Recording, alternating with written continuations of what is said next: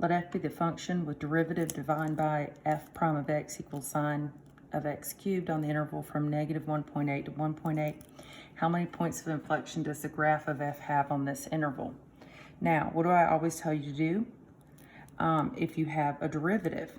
Now, normally I would say make a sine line, but you've got approximately 2 minutes apiece for multiple choice. So what I'm going to do is I'm going to take my calculator and I'm going to graph sine of x squared. So, and I'm going to make my window go from negative 1.8 to positive 1.8. And I'm going to make sure I can see the whole graph. So when I graph it, I get this function.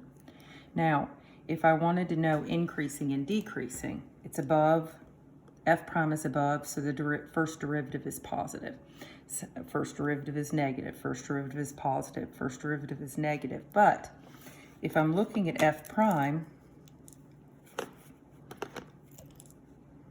f double prime of x equals the slopes of f prime. So I'm looking, where does f prime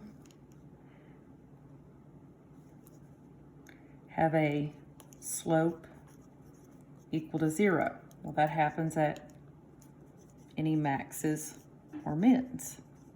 So I'm basically looking at my graph. Here my slopes are positive, here my slopes are negative, so my slope has to equal 0 here.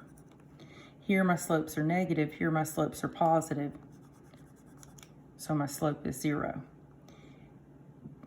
F prime is increasing, so my slopes are positive, positive, positive, positive to negative, another 0 slope, negative to positive.